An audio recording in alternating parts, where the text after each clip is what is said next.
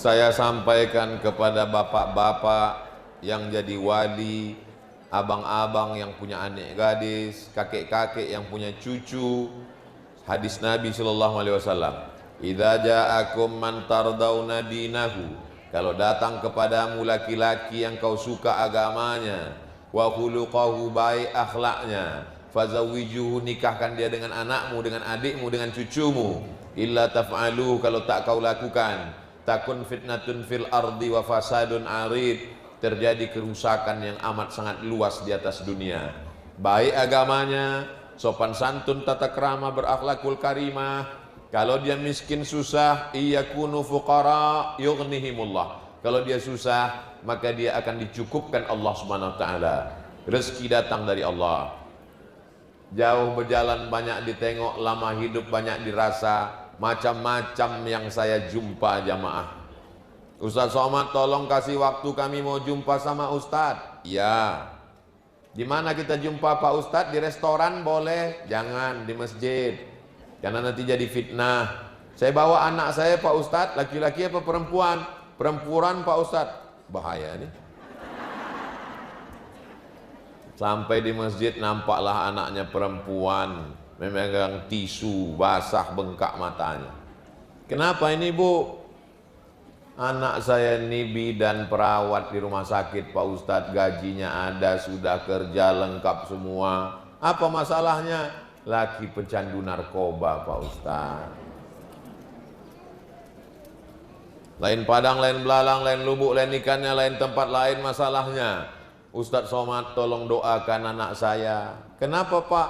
Itu sudah di kamar tak keluar-keluar seminggu. Apa sebab? Dokter, cerdas, pantai, udah kerja.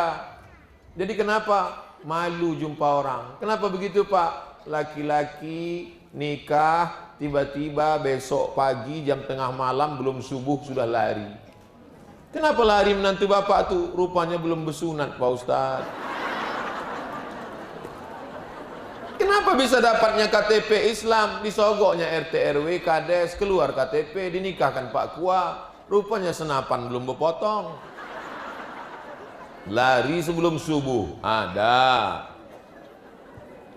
Assalamualaikum Ustaz Somad. Waalaikumsalam. Kita hari ini rapat Basnas. Iya.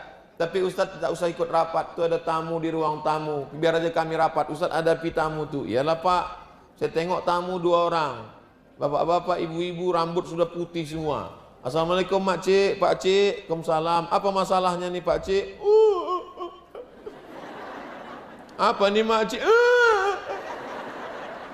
Semana kita mau bercakap, kalian menangis semua. Apa masalahnya Mak Cik? 5 Pak Ustadz. Apa yang 5 nih? 5 sekali murtad. Anak kami perempuan, nikah dengan mu'allaf. Sekarang sudah punya anak 3, balik dia murtad. Sekarang anak kami takut jadi janda, tak bisa makan. Ikut dia sama lakinya, itu cucu kami 3 Pak Ustaz. Saya pun bingung, gimana? Saya bilang, nasi udah jadi tai ayam. Udah 5 murtad, bubur juga lagi. Saya bilang, Pak Cik, Mak Cik, balik ajalah ke rumah, banyak-banyak berdoa. Saya kalau saya turutkan marah saya, mengamuk saja. Cuman saya pikir, ini kalau saya mengamuk, meninggal pula orang ini berdua nih. Terlalu banyak cerita tentang kenapa dulu tak dipilih elok-elok. Ini pasti gara-gara materi. Pilih baik-baik. Apalagi kalian di Batam, buat tim fit and proper test. Ketua Ustadz Haruna Hasim, Pak Haji masukkan, dari Muslimah, kajian Muslimah Batam masukkan, untuk tim peninjau dari Pekanbaru luar kota saya datang insyaallah. Jangan kau pandang pada hartanya, nanti penyesalan berkepanjangan. Asal baik agamanya, baik akhlaknya, nikahkanlah. Tengoklah contoh Nabi SAW. Tak ada rupanya Abu Bakar itu baik. Umar baik. Kenapa dipilihnya Sayyidina Ali? Allah mau menunjukkan melalui Nabi Muhammad SAW, andai ada baik, maka pilihlah yang terbaik walaupun tak ada harta bendanya. Tengok juga anakmu. Abu Bakar ini kan umurnya jauh kalau dibandingkan dengan Umar. dibandingkan dengan Sayyidina Ali. Berapa jarak umur Nabi dengan Sayyidina Ali? 30 tahun. Berapa jarak antara Fatimah dengan Nabi? 35 tahun. Berapa jarak antara Nabi dengan Abu Bakar? 2 tahun. Jadi Nabi menengok sepadan itu. Sebetulnya masalah umur ini tak mau saya bahas, karena saya jauh juga umur saya dengan...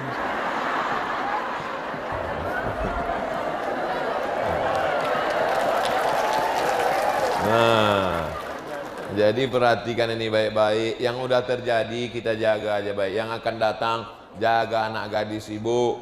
Jangan sampai banyak orang sekarang lebih mau makan di daun daripada makan di pinggan.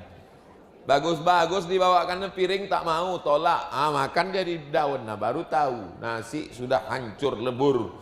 Ya insya Allah kalau kita buat baik, kita cakap baik, kita amal baik, kita niat baik, Allah kasih baik-baik.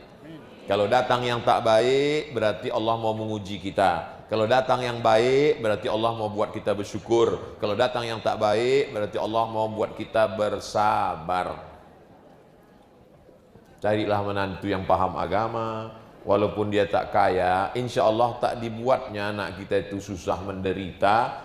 Macam-macam, jam 12 malam orang menelpon, Assalamualaikum Ustaz, salah sambung saya bilang. Tidak Ustaz, betul. Apa cerita ini jam 12 malam? Saya sedang tahajud di kamar Pak Ustaz. Terus laki saya sekarang bawa WTS pesta narkoba di ruang tamu. Terjadi, true story, kisah nyata. Kok bisa? Pak Ustadz, laki saya tak sembahyang, Pak Ustadz. Kok bisa kau nikah sama orang tak sembahyang?